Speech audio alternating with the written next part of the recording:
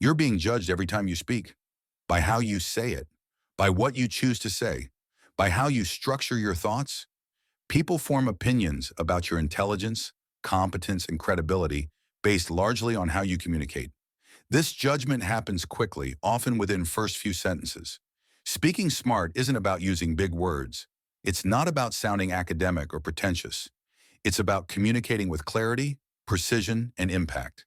It's about structuring thoughts logically, choosing words deliberately, reading your audience accurately, adapting your message for maximum effect. This intelligent communication creates influence, respect, and results. Most people speak without thinking. They ramble. They use filler words. They fail to make clear points. They lose their audience. And they wonder why others don't take them seriously, why their ideas don't get traction, why they're overlooked despite having valuable contributions.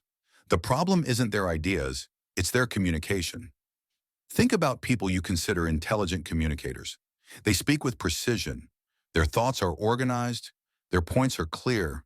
They choose words carefully. They engage their audience. They make complex ideas accessible. This isn't accident or natural talent. It's learned skill set based on understanding communication psychology. Communication psychology is how people process, interpret, and respond to messages. Understanding this allows you to structure communication for maximum comprehension and persuasiveness.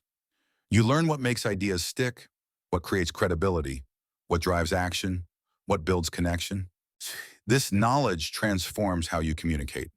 Right now, your communication style is probably costing you. Opportunities lost because you didn't articulate value clearly. Ideas dismissed because you didn't present them persuasively. Credibility questioned because you didn't speak with authority. Relationships strained because you didn't communicate effectively. All preventable through better communication. Your communication reveals your thinking. Clear communication comes from clear thinking. Muddled communication comes from muddled thinking.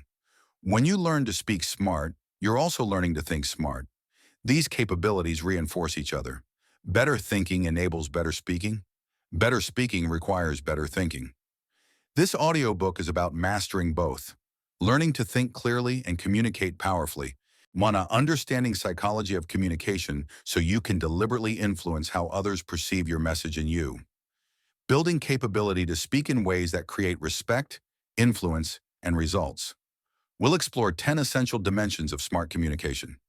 Understanding what makes communication intelligent versus impressive sounding. Organizing thoughts before speaking. Speaking with precision and clarity. Using strategic pauses and pacing. Reading and adapting to your audience. Structuring arguments persuasively. Eliminating weak language patterns. Asking powerful questions. Using stories and examples effectively. And building credibility through how you communicate. These aren't tricks or manipulation techniques. They're evidence-based communication strategies grounded in psychology. Understanding how people process information, what creates comprehension, what builds trust, what drives persuasion. Applying this understanding makes your communication dramatically more effective. But I need to be honest, changing communication patterns is difficult. You've been speaking certain way for years. Patterns are deeply ingrained. Your brain defaults to familiar phrases and structures. Social anxiety makes you revert to filler words. Pressure makes you ramble. Overcoming these habits requires conscious practice. Most people won't do this work. They'll continue speaking the same way. They'll keep rambling, using filler words, failing to make clear points. They'll remain frustrated that others don't recognize their intelligence or value their contributions. They'll never develop communication that matches their actual capability. Can you do the work? Can you slow down and think before speaking? Can you eliminate weak patterns? Can you practice deliberately? If yes, then speaking smart becomes achievable. If no, then your communication will continue limiting your impact. Because here's the truth. In professional and social contexts, communication ability often matters more than actual competence. Mediocre ideas communicated brilliantly beat brilliant ideas communicated poorly. This isn't fair, but it's reality. People judge your intelligence and competence primarily through your communication. Your current communication style is creating impressions, good or bad, competent or incompetent, smart or struggling. These impressions affect everything, career opportunities, relationship quality, social influence, respect received, all shaped by how you communicate. This continues until you learn to speak smart, until you develop communication that accurately reflects your intelligence and creates impact you desire, until you master psychology of powerful communication. 6 months from now, you could communicate powerfully. You could articulate ideas clearly. You could persuade effectively. You could command respect through how you speak, all because you learned to speak smart. Or you could still be rambling, still using filler words, still failing to make impact, still being overlooked despite having valuable contributions. The difference is whether you develop smart communication. This is your opportunity, not to become fake or manipulative, but to communicate in ways that accurately reflect your intelligence and create deserved impact. To master psychology that makes communication powerful. Stop speaking without thinking. Stop rambling and hoping you make sense. Stop letting poor communication limit your impact. Start speaking smart. Start communicating with precision and power. Let's learn exactly how to do that. Let's master the psychology of powerful communication. Let's transform how you speak. How to speak smart. The work starts now. Chapter 1. Understand what makes communication intelligent. Before you can speak smart, you need to understand what intelligent communication actually is. Most people confuse intelligent communication with complicated vocabulary or academic tone. They think speaking smart means sounding impressive. This misunderstanding makes them sound pretentious rather than intelligent.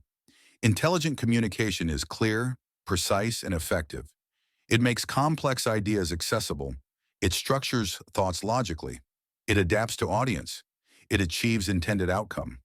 Intelligence in communication is about effectiveness, not impressiveness. The smartest communicators make difficult concepts easy to understand. They don't confuse their audience with jargon. They don't show off vocabulary. They clarify, illuminate, and persuade. When this service to audience is what makes communication intelligent. Let me explain what intelligent communication requires. First, intelligent communication starts with clear thinking. You can't communicate clearly what you don't understand clearly. Before speaking, you must know what you want to say, what your main point is, what supports it, how pieces connect. This clarity of thought enables clarity of communication. Many people start speaking without clear thought. They figure out what they think while talking. This creates rambling, unclear communication. Thinking first, speaking second, creates intelligent communication. Second, intelligent communication is concise. Not brief necessarily, but without waste. Every word serves purpose. No unnecessary elaboration, no repetitive restatement, no filler. In this economy of language shows respect for audience's time and attention. Verbose communication suggests unclear thinking. Concise communication suggests precise thinking. People judge intelligence partly through verbal efficiency. Third, intelligent communication uses accessible language, not dumbed down. Accessible. Choosing clearest word, not fanciest word. Explaining necessary technical terms. Avoiding jargon when simpler language works. This accessibility shows confidence and consideration. People who hide behind complex language are often compensating for unclear thinking. People who explain clearly are demonstrating genuine understanding. Fourth, intelligent communication is structured. Main point clear, supporting points organized, logical flow from beginning to end. This structure helps audience follow and remember. When unstructured communication confuses regardless of content quality, structure isn't restriction, it's service to audience. Clear structure shows clear thinking. Fifth, intelligent communication adapts to audience. Same idea communicated differently to different audiences. Experts get detail. Beginners get overview. Skeptics get evidence. Supporters get vision. Adaptation shows social intelligence and strategic thinking. One-size-fits-all communication ignores that different audiences have different needs. Adaptive communication demonstrates psychological understanding. Sixth, intelligent communication anticipates questions and objections, addresses them preemptively, or leaves clear space for them. This anticipation shows depth of thinking. You've considered what audience needs to know, what concerns they might have. Communication that ignores predictable questions seems superficial. Communication that addresses them seems thorough.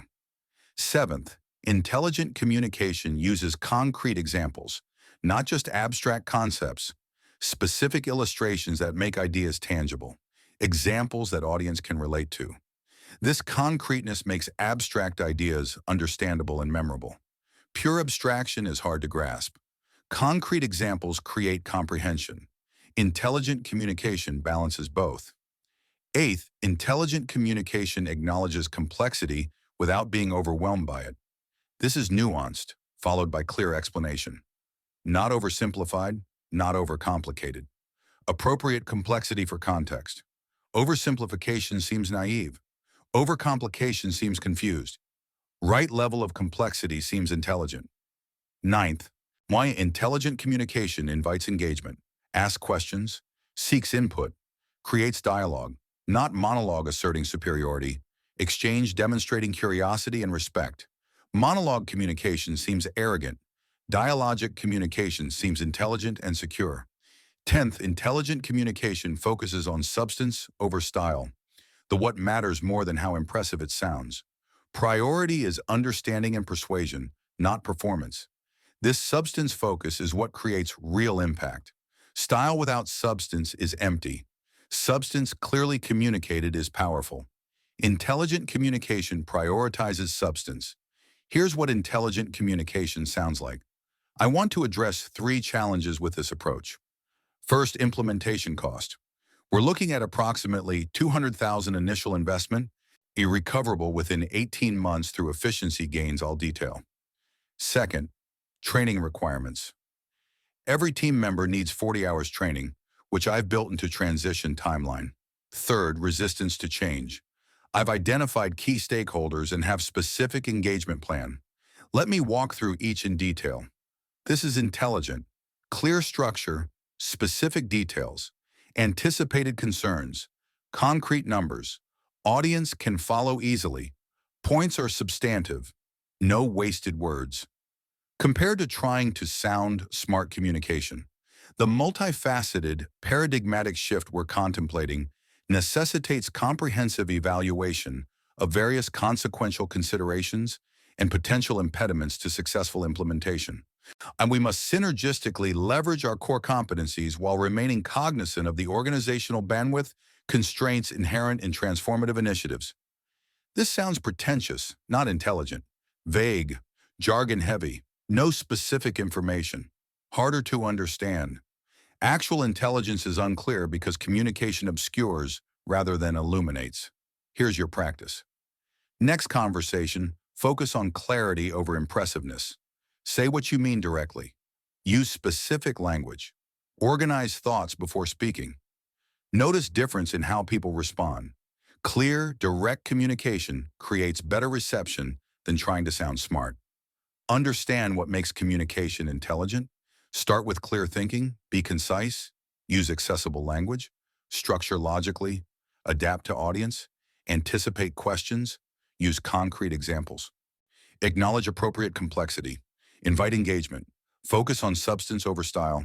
Chapter 2, organize your thoughts before speaking. Most people start speaking before organizing thoughts. They figure out what they think while talking. This creates rambling, unclear communication. Listeners get lost. Points get muddled. Intelligence gets hidden behind poor organization. Organizing thoughts before speaking is fundamental to intelligent communication. It means knowing your main point, knowing supporting points, knowing how they connect, knowing your conclusion. This organization happens before words leave your mouth.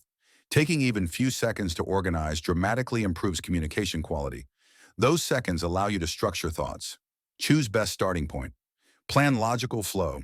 This brief planning prevents minutes of rambling cleanup later. Let me teach you to organize thoughts before speaking. First, identify your core message. What's the one thing you want audience to understand or do?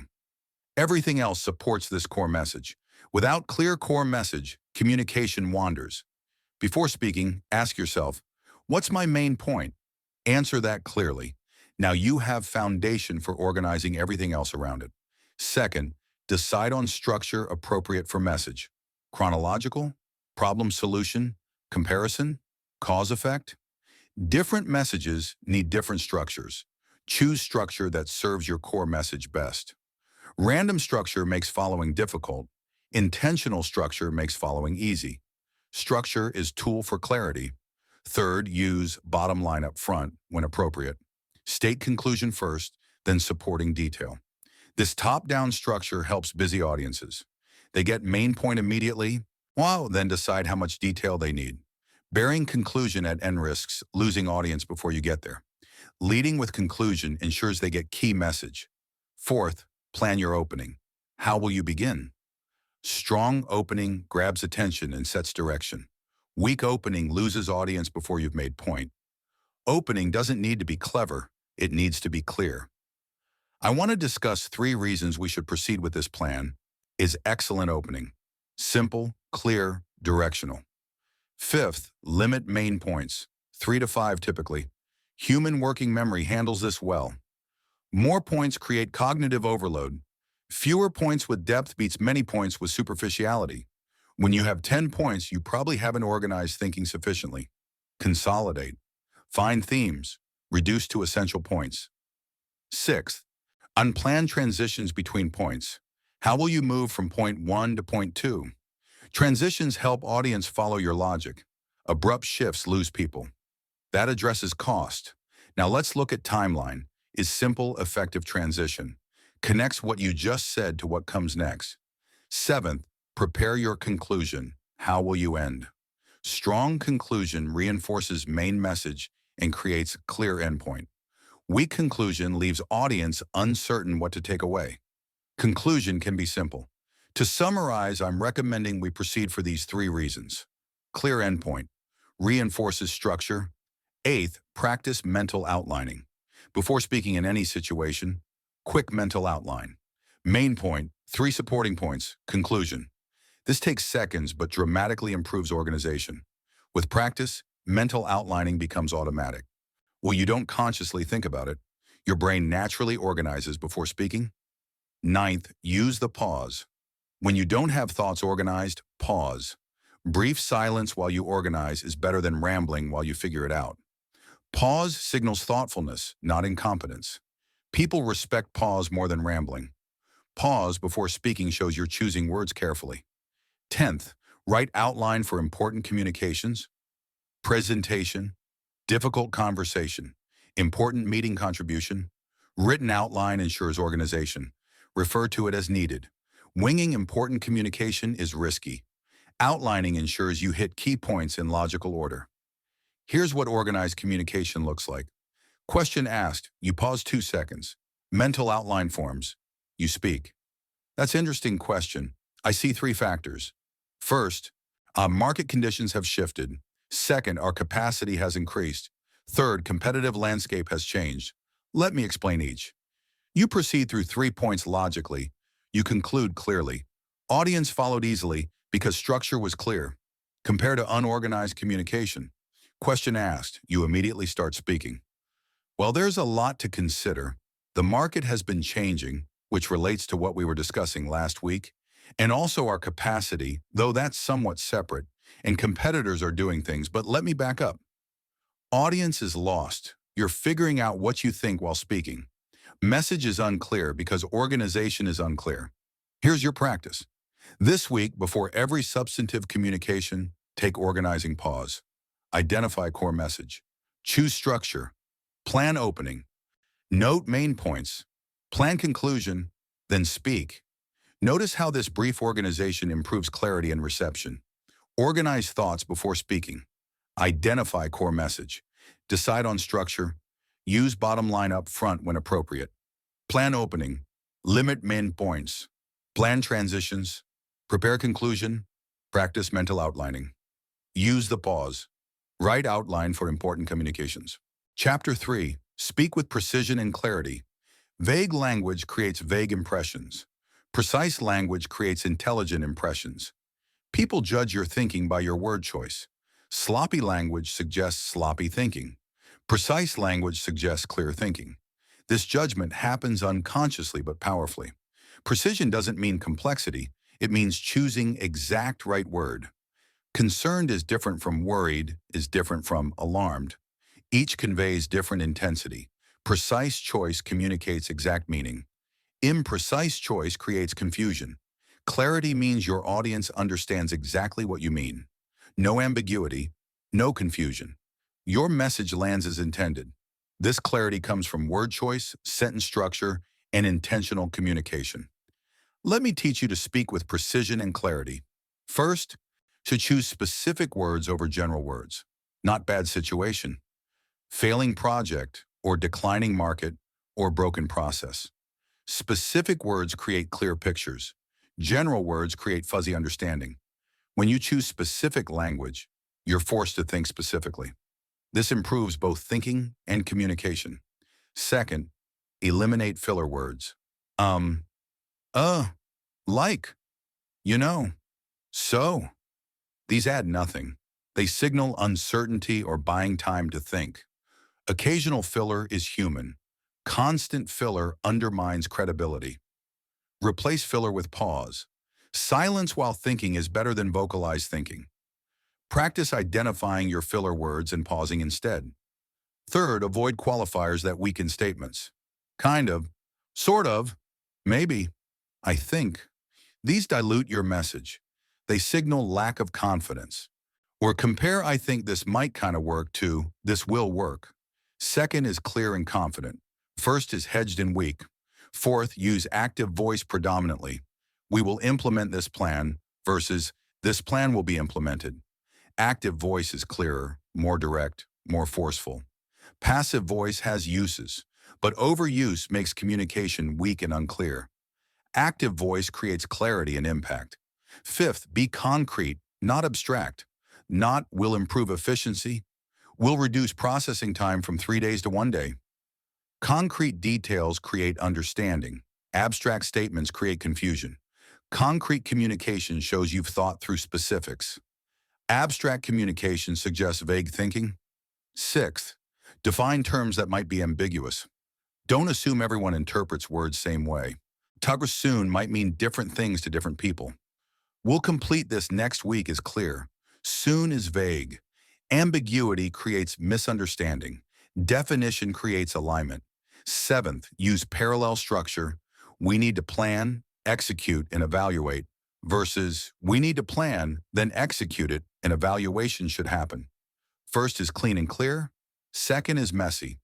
Parallel structure is easier to follow and remember. It shows organized thinking. Eighth, eliminate redundancy. Past history, future plans, absolutely essential. The modifiers are redundant. History is always past. Plans are always future. Essential already means necessary. Redundancy wastes words and suggests unclear thinking. Precision eliminates waste. Ninth, quantify when possible. In not many people, 70% of respondents, or 43 people. Numbers are precise. Many is vague. Quantification shows you have data. Vague quantities suggest you don't. 10th, verify understanding. After explaining something important, check. Does that make sense? Or, what questions do you have? This ensures clarity was achieved, not just attempted. Assuming understanding risks miscommunication. Verifying prevents it. Here's what precise, clear communication sounds like. We're facing 3-week delay in product launch. The delay results from supplier inability to deliver components by contracted date. This affects our Q4 revenue projection by approximately $400,000. I recommend we communicate revised timeline to customers immediately and explore alternative suppliers for future production. Every word is precise. Your specific timeline, specific cause, specific impact, specific recommendation. No filler, no vagueness. Clear and intelligent, compared to imprecise, unclear communication. So like, we're running into some issues with the launch, because of supplier stuff, and it's kind of a problem. We should probably, I think, maybe reach out to customers or something and see about other options possibly. Vague timeline, unclear cause, no specifics on impact, weak recommendation, filler words throughout. This sounds uncertain and unclear, even if speaker knows the information. Here's your practice. Record yourself speaking. Listen for filler words, qualifiers, vague language, redundancy. Note patterns. Then practice speaking more precisely. Choose specific words. Eliminate filler. Remove qualifiers. Use concrete language. Notice improvement in how people respond. Speak with precision and clarity. Choose specific over general words. Eliminate filler. Avoid weakening qualifiers. Use active voice. Be concrete, not abstract. Define ambiguous terms. Use parallel structure. Eliminate redundancy. Quantify when possible. Verify understanding. Chapter 4. Use strategic pauses and pacing. Speaking speed affects perception of intelligence. Too fast, you seem nervous or unclear in thinking. Too slow, you seem unsure or slow in processing. Right pace with strategic pauses creates impression of thoughtful, confident communication. Most people speak too quickly, especially when nervous or excited. They rush through thoughts. They don't pause between ideas. They create verbal wall that's hard to penetrate. This speed undermines comprehension and creates impression of anxiety rather than intelligence. Strategic pauses are a powerful communication tool. They give audience time to process. They emphasize important points. They demonstrate confidence. They allow you to organize next thought. Mastering pause transforms communication quality. Let me teach you strategic pauses and pacing. At first, slow down your default speaking speed. Most people need to speak 20 to 30% slower than feels natural. This slower pace increases comprehension and creates impression of thoughtfulness. Speed feels natural to you, but may be too fast for audience to process. Deliberately slowing creates better reception. Second, pause after making important point. Let it land. Give audience moment to absorb. This pause emphasizes importance and ensures comprehension. Rushing from point to point gives nothing time to sink in. Strategic pause after key points ensures they're received. Third, pause before answering question. Even if you know answer immediately, brief pause shows you're considering carefully. This makes your answer seem more thoughtful. Immediate answer can seem rehearsed or superficial. Pause makes answer seem considered and genuine.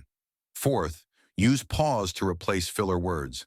When you typically say or pause silently instead. This transforms verbal tick into thoughtful pause. Silence during brief thinking is strong. Vocalized thinking is weak. Train yourself to pause, not fill. Fifth, vary pace for engagement. Speed up slightly for less critical detail. Slow down significantly for crucial points. This variation keeps audience engaged and guides their attention.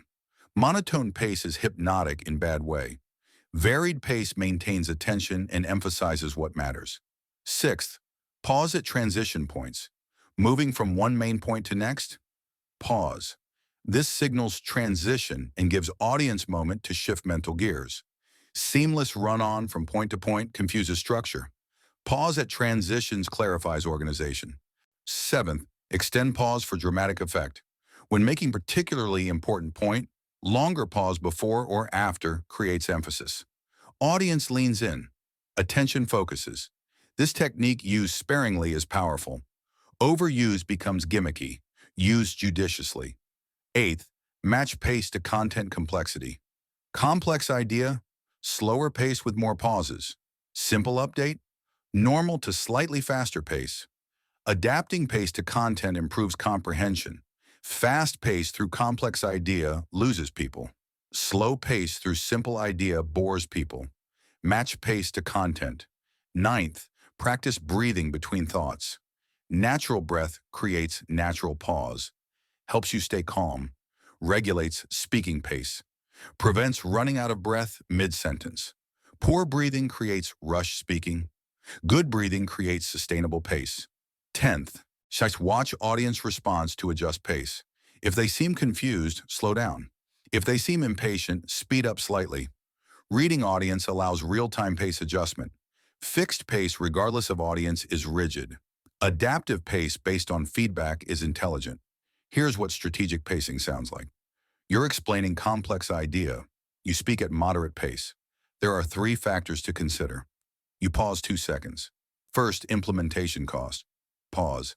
This includes both direct expenses, moderate pace through explanation, which totals approximately $200,000. Longer pause for that number to register. Second factor is timeline. Pause. Continue through remaining points with strategic pauses for emphasis and comprehension. This pacing guides audience through your thinking. Pauses let key information land. When a varied pace maintains engagement. Intelligence is communicated through controlled delivery. Compared to no pacing strategy, you rush through same content without pauses. There are three factors to consider. First, the implementation. Cost. This includes both direct expenses and indirect impact, which total approximately 100K. Second factor is stimul. We're looking at audience is overwhelmed, can't process. You might know the material, but communication obscures intelligence. Here's your practice. Record yourself explaining something. Listen for pace and pauses. Are you too fast? Do you pause strategically?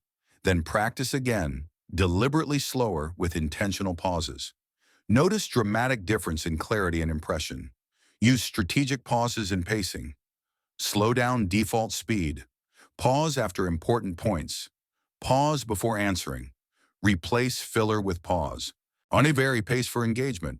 Pause at transitions. Extend pause for drama. Match pace to complexity. Practice breathing between thoughts. Watch audience to adjust. Chapter 5. Read and adapt to your audience. Same message delivered same way to different audiences creates different results.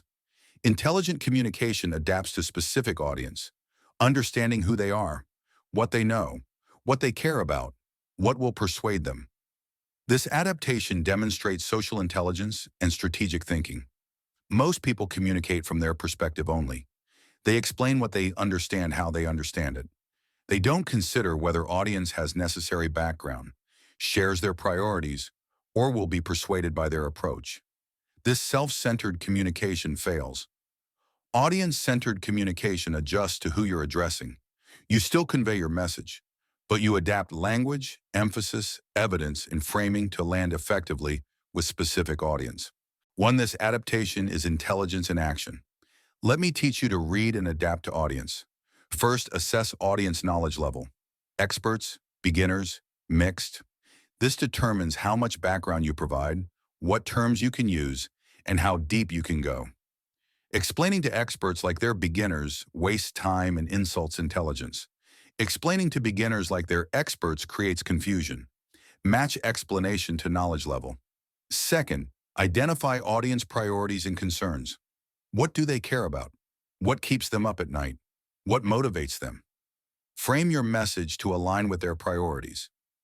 Your priorities may not be their priorities. Intelligent communication bridges this gap by connecting your message to what matters to them. Third, determine appropriate formality level. Formal business setting, casual team meeting, social gathering. Different contexts require different communication styles. Adapting shows social awareness. Overly formal in casual setting seems stiff. Overly casual in formal setting seems unprofessional. Reading context is intelligence. Fourth, watch nonverbal feedback continuously. Are they engaged, confused, bored, skeptical? Their faces and body language tell you how message is landing. Use this feedback to adapt in real time. Ignoring feedback and pushing through prepared message regardless of reception is rigid. Adapting based on feedback is intelligent. Fifth, adjust detail level to audience needs. Some audiences want high-level overview. Others want deep dive into details. Some want both at different times. Reading what they need and delivering it shows emotional intelligence. One-size-fits-all approach to detail ignores that different situations and audiences have different needs. Sixth, use relevant examples and analogies. Choose examples audience can relate to. If speaking to engineers, use technical examples. If speaking to marketing team, use market examples.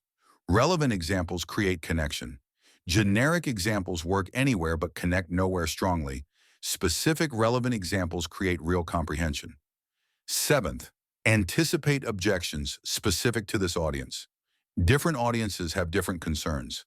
Address concerns they're likely to have, not just concerns you think are important. Anticipating and addressing their specific concerns demonstrates you understand them. This builds trust. Eighth, adapt evidence type to audience. Some audiences are data-driven, others are story-driven. With some want expert authority, others want peer proof. Use evidence that persuades this specific audience.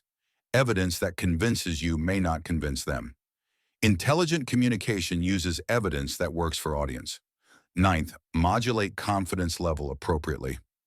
Highly confident audience, match or slightly exceed confidence. Uncertain audience, show more measured confidence with acknowledgement of complexity. Reading room and adapting creates connection. Fixed confidence level, regardless of audience, can seem tone deaf. Adaptive confidence demonstrates awareness.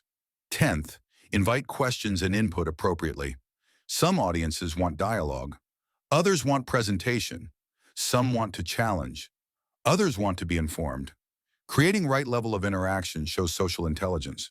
When forcing interaction on audience that wants presentation is awkward.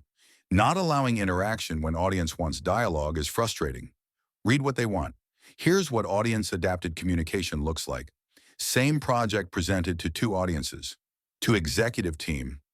This project will increase revenue by 15% while requiring $200,000 investment. Payback in 14 months.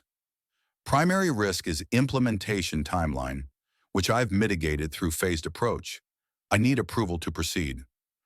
High level, business impact focus, specific numbers, clear ask. Same project to technical team. We're implementing new system using Python-based microservices architecture. This allows us to scale horizontally and handle the 300% transaction increase we're projecting.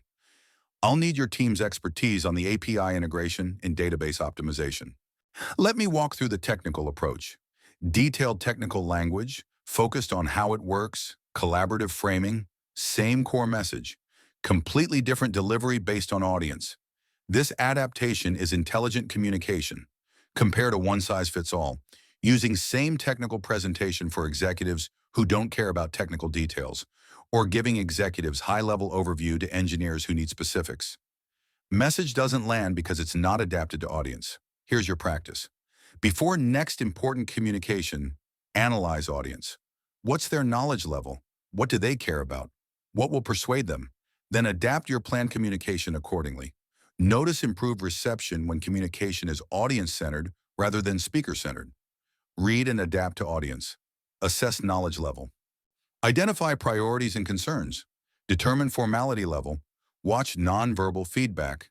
Adjust detail level. Use relevant examples. Anticipate specific objections. Adapt evidence type. Modulate confidence appropriately. Invite appropriate interaction. Chapter 6. Structure arguments. Persuasively. Persuasion isn't manipulation. It's structuring arguments in ways that create understanding and agreement.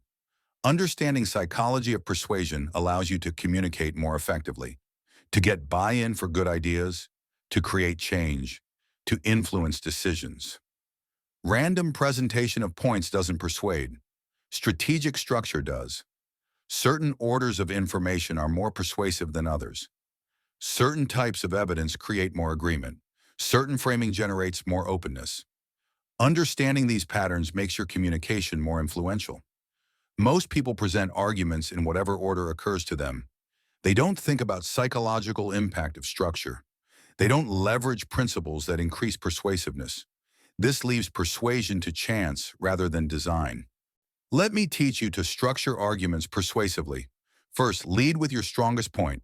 First impression matters. Starting strong grabs attention and establishes credibility. Starting weak risks losing audience before you build to strong points. Building to climax works in stories. In arguments, leading with strength works better. Hook them early. Second, end with your second strongest point. First and last positions are remembered best. Strong bookends create powerful impression. Weak ending undermines even strong opening. Don't bury your best points in middle. Position them for maximum impact at beginning and end. Third, use problem-solution structure for advocacy. Establish problem clearly and compellingly. Then present your solution. This structure creates openness to solution by first creating urgency about problem. Solution without established problem seems unnecessary. Problem clearly established makes solution seem essential. Fourth, employ evidence hierarchy strategically. Hard data and statistics are most persuasive to analytical audiences. Expert testimony persuades authority-oriented audiences. Peer examples persuade socially influenced audiences. Use evidence types strategically based on audience. All evidence isn't equally persuasive to all audiences. Match evidence to what moves your specific audience. Fifth, address counter-arguments preemptively.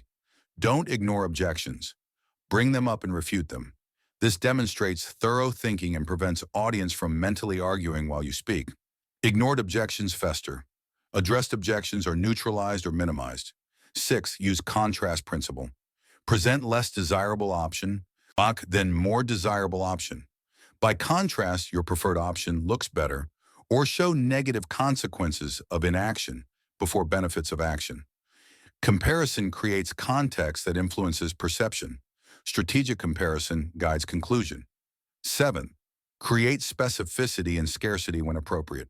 Specific details are more credible than vague claims. Limited time or limited option scenarios create urgency.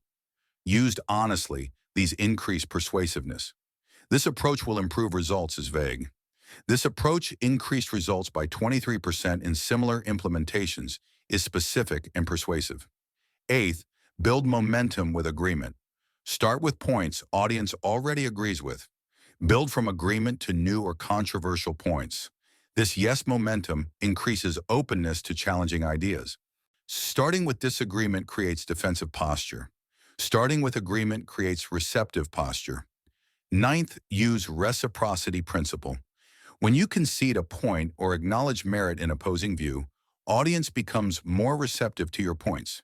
This give and take creates balanced discussion that's more persuasive than one-sided argument. All or nothing positions seem extreme.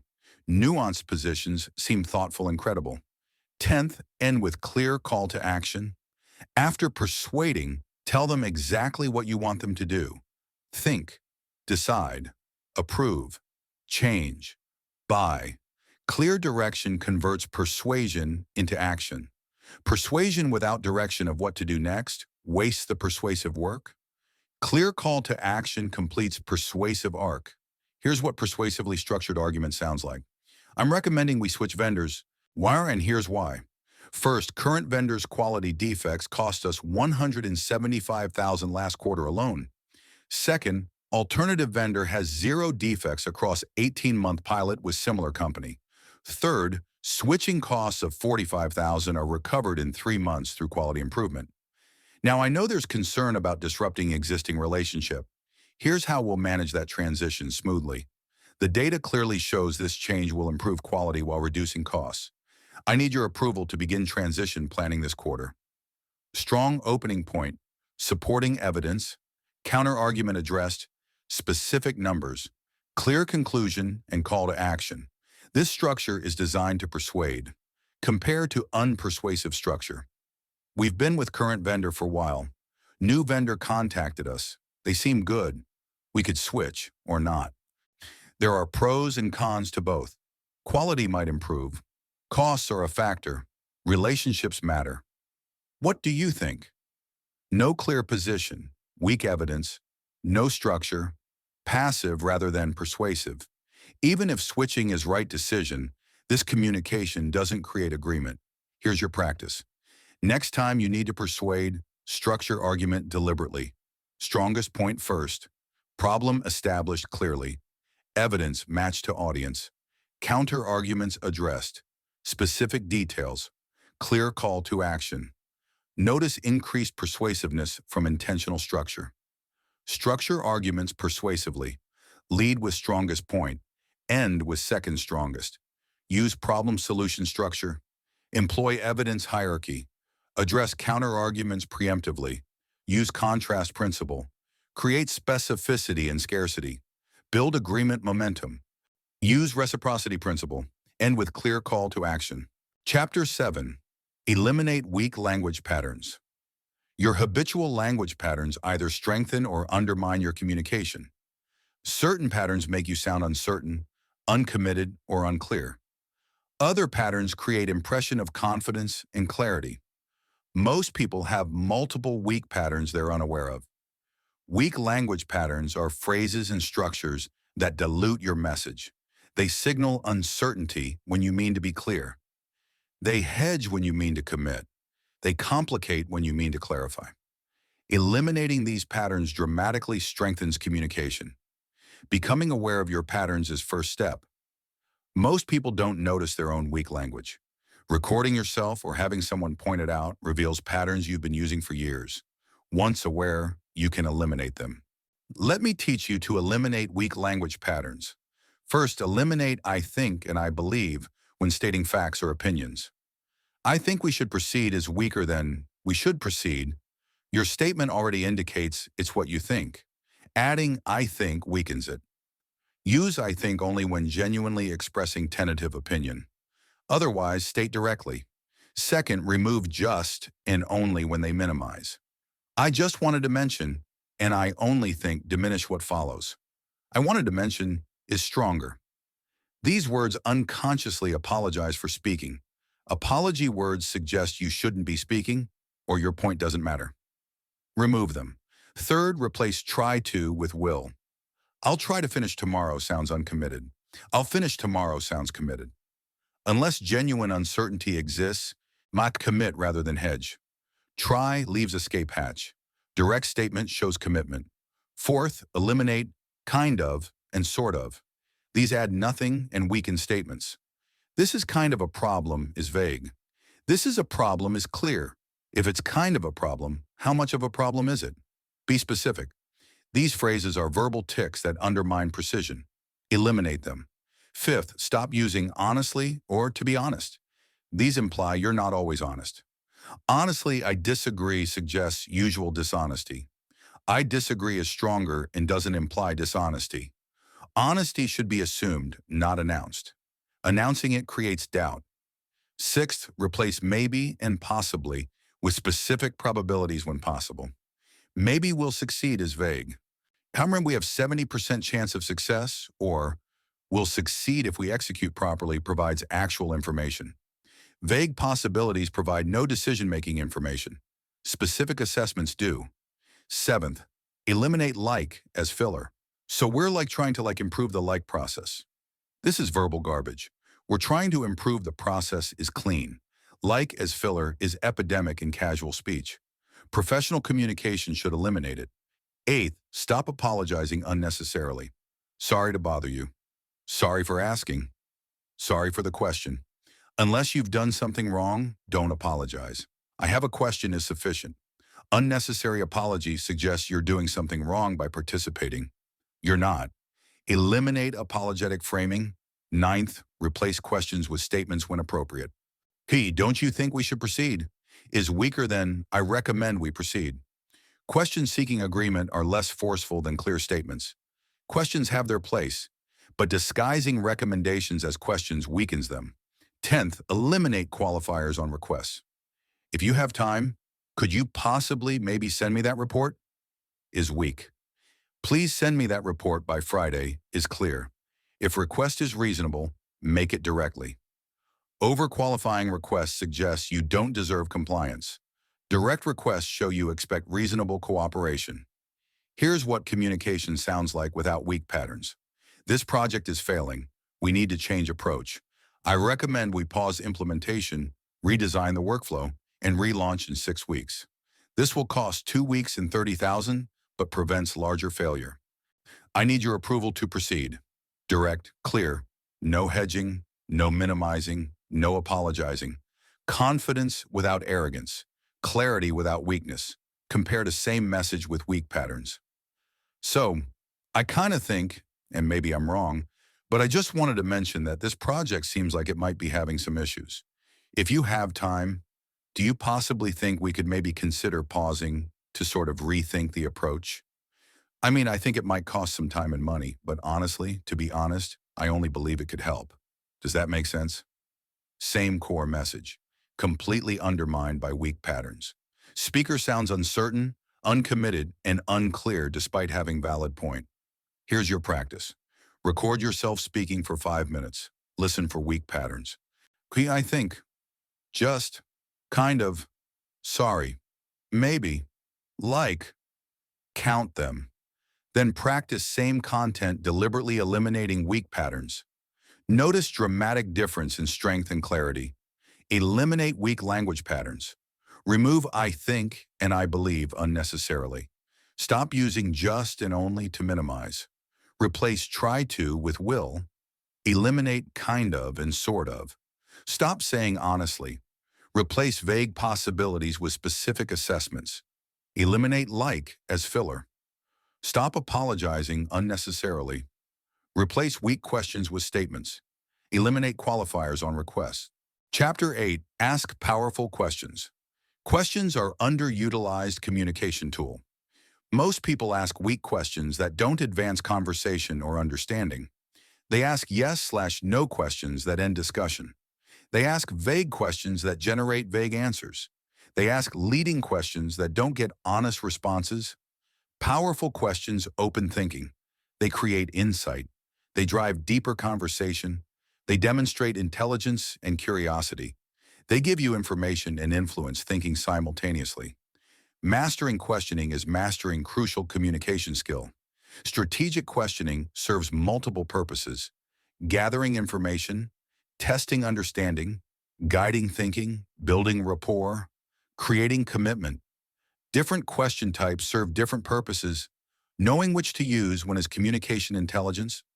Let me teach you to ask powerful questions. First, use open questions for exploration. What factors are you considering? How do you see this developing? What concerns do you have? Open questions invite full responses, not just yes/no. Open questions gather rich information. Closed questions get minimal information. Use open questions to understand fully. Second, ask what and how more than why. Why did you do that? Can sound accusatory. What led you to that decision? Get same information without triggering defensiveness. Why questions often create defensiveness. What and how questions create explanation. Third, use clarifying questions to ensure understanding. When you say efficiency, what specifically do you mean? Can you give me an example? These prevent misunderstanding and show engagement. Assumptions create miscommunication. Clarifying questions create shared understanding. Fourth, ask follow-up questions that go deeper. Don't just accept surface answer. Tell me more about that. What else? What's beneath that? These invite deeper thinking. Stopping at first answer gets surface information. Following up gets insight. Fifth, use hypothetical questions for exploration. What would happen if we took this approach? How would this work if budget wasn't constrained? Hypotheticals allow exploration beyond current constraints. Hypothetical questions expand thinking beyond obvious. They create space for creative solutions. Sixth, ask questions that assume positive intent. What were you trying to accomplish? This assumes they had reasonable goal. Why did you mess this up? Assumes incompetence or malice.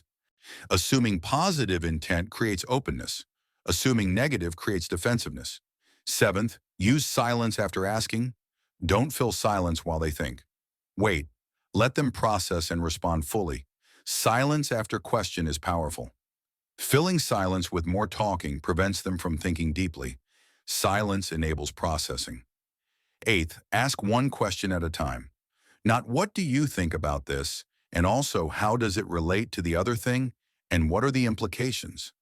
This is confusing. Multiple questions overwhelm. Single focus question gets clear answer. Ninth, use summary questions to check understanding. So if I understand correctly, you're saying X. Is that right? This verifies you understood while giving them chance to clarify. Summary questions prevent proceeding on misunderstanding. They create alignment. 10th, just ask questions that create commitment. What will you do? When will you start? How will you handle obstacles? These questions make plans concrete and increase follow-through. Vague discussion creates vague commitment. Specific questions create specific commitment. Here's what powerful questioning looks like. Instead of "do you agree?" you ask, "what concerns do you have about this approach?" Instead of "why didn't this work?" you ask, "what obstacles did you encounter?" Instead of accepting first answer, you ask, "what else influenced that decision?" Instead of assuming, you ask, "what specifically do you mean by that?" These questions gather information, build understanding, and guide thinking. They demonstrate intelligence and create better dialogue, compared to weak questioning. So, like, this is good. You right? Why didn't you do it the way I said? Okay, got it. These questions don't advance understanding or create insight. Here's your practice. In next important conversation, prepare 5 powerful questions in advance. Open questions that explore. Clarifying questions that ensure understanding. Follow-up questions that go deeper. Notice how strategic questioning dramatically improves conversation quality. Ask powerful questions. Use open questions for exploration. Ask what and how over why. Use clarifying questions. Ask follow-up questions. Use hypothetical questions. Assume positive intent. Use silence after asking. Ask one question at a time. Use summary questions. Ask commitment questions. Chapter 9. Use stories and examples. Effectively, abstract concepts are forgettable. Stories and examples are memorable. Our brains are wired for narrative. We remember stories far better than we remember abstract principles. Strategic use of stories and examples makes your communication more engaging, memorable, and persuasive. Most people either tell no stories, making communication dry and abstract, or tell irrelevant stories that waste time without advancing message. Strategic storytelling uses narrative to illustrate points, create emotional connection, and make ideas memorable. Stories don't need to be long or elaborate. Brief, relevant examples are often more effective than extended narratives. The key is relevance and purpose. Every story should serve your communication goal. Let me teach you to use stories and examples effectively. First, use stories to illustrate abstract concepts, explaining complex idea. Use concrete example or story that makes it tangible. Abstraction alone creates confusion. Story creates comprehension. This creates organizational dysfunction is abstract. When marketing and sales don't communicate, you get situations like last quarter when we promised features to clients that engineering couldn't deliver. That's organizational dysfunction is concrete. Second, choose relatable stories and examples. Pick examples your audience can relate to. If speaking to engineers, use technical examples. If speaking to salespeople, use customer examples. Relatable examples create connection. Irrelevant examples, no matter how interesting, don't serve communication. Choose relevance over interest. Third, keep stories concise. Get to point quickly. Every sentence should advance story toward illustrating your point. Rambling stories lose audience before making point.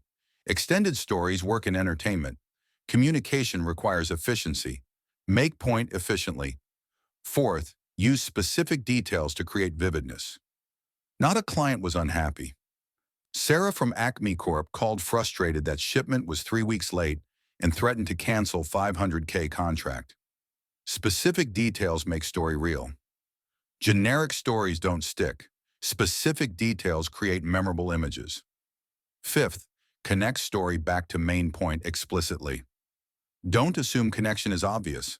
After story, state clearly what it illustrates. That's example of what happens when quality control fails. Implicit connections risk being missed. Explicit connections ensure message lands. Sixth, use personal stories sparingly and strategically. Personal stories can build connection but can also seem self-centered. Use when personal experience genuinely illustrates point better than other examples. Self-centered stories alienate. Purposeful personal examples create credibility. 7. Structure stories with clear beginning, middle, end. Even brief example needs structure. Setup, conflict or key moment, resolution or lesson. This structure makes story followable. Disorganized narrative confuses. Clear structure enables comprehension. Eighth, use contrast and comparison. Before implementing this system, our error rate was 15%. After, it dropped to 2%. Comparison creates clear picture of impact. Absolute numbers lack context. Comparison provides meaning. Ninth, employ metaphors and analogies strategically. It's a complex technical concept. Explain through familiar analogy. This database architecture works like library card catalog system, where metaphor makes unfamiliar familiar. Good metaphors illuminate. Poor metaphors confuse. Choose metaphors audience will understand. 10th, Practice delivery of key stories. Stories told well have impact. Stories told poorly waste opportunity. If you have stories you use regularly, practice them until delivery is smooth and natural. Stumbling through story undermines impact. Smooth delivery enhances it. Here's what effective storytelling sounds like. Let me show you why this matters. 6 months ago, similar company ignored this warning. Their system crashed during peak season, costing them $2 million in lost sales and $1.5 million to rebuild. They lost major client who switched to competitor. And that's what we're preventing by implementing this now. The investment seems large until you consider alternative. Brief story, specific details, clear relevance, explicit connection to point. This story makes abstract risk concrete and memorable, compared to ineffective storytelling. So there was this company, I can't remember the name, somewhere on West Coast, I think, or maybe East Coast anyway. They had some problems with their system or something. It was pretty bad. I think they lost money. And yeah, so that's why this matters. Vague, disorganized, no specific details, weak connection. This story doesn't illustrate point effectively. Here's your practice. Identify key points you regularly communicate. For each, develop brief relevant story or example that illustrates it. Practice these until delivery is smooth. Use them strategically to make points memorable. Use stories and examples effectively. Illustrate abstract concepts with concrete examples. Choose relatable examples. Keep concise. Use specific details. Connect explicitly to point. Use personal stories strategically. Structure clearly. Use comparison and contrast. Employ metaphors carefully. Practice delivery. Chapter 10. Build credibility. Through how you communicate. Credibility isn't just about what you know. It's about how you communicate what you know. Two people with identical expertise can have vastly different credibility based on communication style. One inspires confidence. Other raises doubts. The difference is how they communicate. Credibility building through communication is conscious practice. Certain communication patterns increase perceived credibility. Others undermine it. Understanding these patterns allows you to communicate in ways that build trust and confidence in your expertise. This isn't manipulation. It's ensuring your communication accurately reflects your competence. If you're highly competent but communicate poorly, your competence gets questioned. Fair or not, communication quality affects credibility assessment. Let me teach you to build credibility through communication. First, demonstrate command of details. When you speak with specific knowledge, credibility increases. Vague generalities suggest surface understanding. Specific details suggest deep knowledge. Sales are down suggests casual observation. Sales are down 12% quarter over quarter, driven primarily by 23% decline in Northeast region, suggests you've analyzed the data. Second, acknowledge limitations honestly. I don't know, but I'll find out builds more credibility than bluffing. Admitting knowledge limits shows integrity and self-awareness. Pretending to know everything destroys credibility when exposed. Honest acknowledgement of limits maintains it. Third, cite sources when appropriate. According to McKinsey study or industry research shows adds credibility. When you're not just stating opinion, you're referencing authoritative sources. Unsupported claims raise questions. Source-backed statements build confidence. Fourth, use technical language appropriately. With expert audience, proper technical terms show your peer. With general audience, explaining technical terms shows you can translate expertise. Technical language with wrong audience alienates. Technical language with right audience credibilizes. Fifth, maintain consistent eye contact. Looking at people while speaking shows confidence. Avoiding eye contact suggests uncertainty or dishonesty. Eye contact patterns affect trust assessment. Strong eye contact builds credibility. Sixth, speak with vocal confidence. Firm tone, good volume, clear articulation, not aggressive, but assured. Voice quality affects credibility assessment significantly. Weak, hesitant voice undermines message. Strong, clear voice supports it. Seventh, dress appropriately for context. Your appearance affects whether people take you seriously. This isn't superficial, it's recognizing that credibility assessment includes visual factors. Appropriate appearance removes barrier to credibility. Inappropriate appearance creates one. Eighth, follow through on commitments. Say you'll send information? Send it when promised. Consistent follow-through builds credibility over time. Reliability is credibility foundation. Unreliability destroys it. Ninth, admit mistakes readily. When wrong, acknowledge it directly. I was wrong about that. Here's what I've learned. This builds credibility because it shows integrity. Defending obvious mistakes destroys credibility. Acknowledging them maintains it. 10th, demonstrate continuous learning. Reference recent reading, new research, updated thinking. This shows you're staying current, which maintains credibility in changing fields. Stagnant knowledge eventually loses credibility. Demonstrated learning maintains it. Here's what credibility-building communication looks like. Based on analysis of our customer data from last 6 months, I'm seeing 3 trends. First, customer acquisition cost increased 18%, largely due to iOS privacy changes affecting our Facebook targeting. Second, conversion rates on organic traffic improved 12% after we implemented the new landing page design. Third, customer lifetime value among Q1 cohort is tracking 8% above projection. And I'm confident in these trends, but less certain about Q3 projection because we haven't yet seen how summer seasonality affects new customer behavior. I'll have better data on that in 8 weeks. Specific data, clear analysis, honest about uncertainty. This communication builds credibility through demonstrated knowledge and integrity, compared to credibility undermining communication. Things are going pretty well, I think. Numbers seem okay. Some stuff is up, some stuff is down. We're doing the best we can. I feel good about it overall. Vague, no specifics, no acknowledgement of gaps. Weak language. This undermines credibility despite possible competence. Here's your practice. In next professional communication, deliberately employ credibility-building patterns. Be specific. Acknowledge limitations honestly. Speak with vocal confidence. Follow through on commitments. Notice how these patterns affect how people receive your message and view your competence. Build credibility through communication. Demonstrate command of details. Acknowledge limitations honestly. Cite sources. Use technical language appropriately. Maintain eye contact. Speak with vocal confidence. Dress appropriately. Follow through consistently. Admit mistakes readily. Demonstrate continuous learning. We've explored 10 essential dimensions of speaking smart. Understanding what makes communication intelligent. Organizing thoughts before speaking. Speaking with precision and clarity. Using strategic pauses and pacing.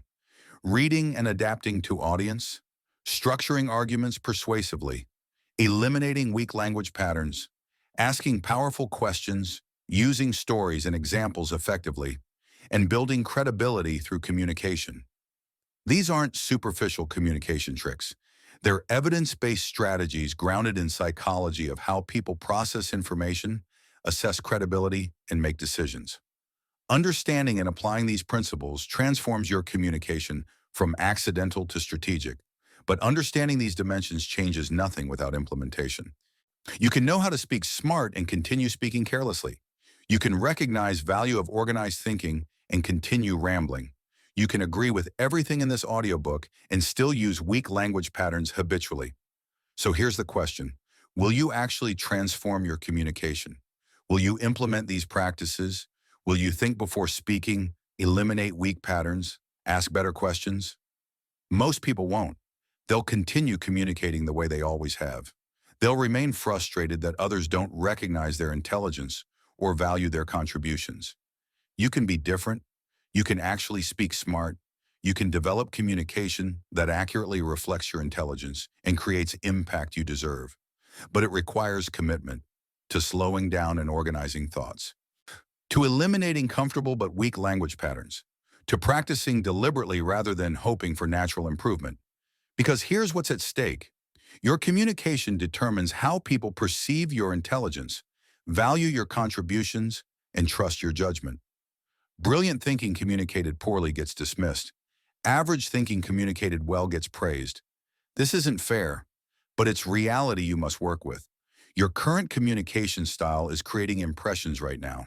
In every meeting, every conversation, every presentation.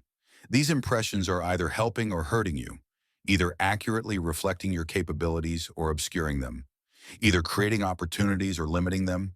6 months from now, you could communicate powerfully. You could articulate ideas clearly. Once you could persuade effectively. You could ask questions that drive insight. You could tell stories that make points memorable, all because you learned to speak smart. Or you could still be rambling, still using weak language, still failing to make impact, still being passed over despite having valuable contributions. The difference is whether you do the work to transform communication. Here's what I want you to do. Starting today, first, record yourself in next important conversation or presentation. Listen critically. Identify patterns, filler words, weak qualifiers, lack of organization, poor pacing. Note specific patterns to address. Second, choose 3 patterns to eliminate this month. Maybe filler words, weak qualifiers, and rambling. Focus intensely on these 3.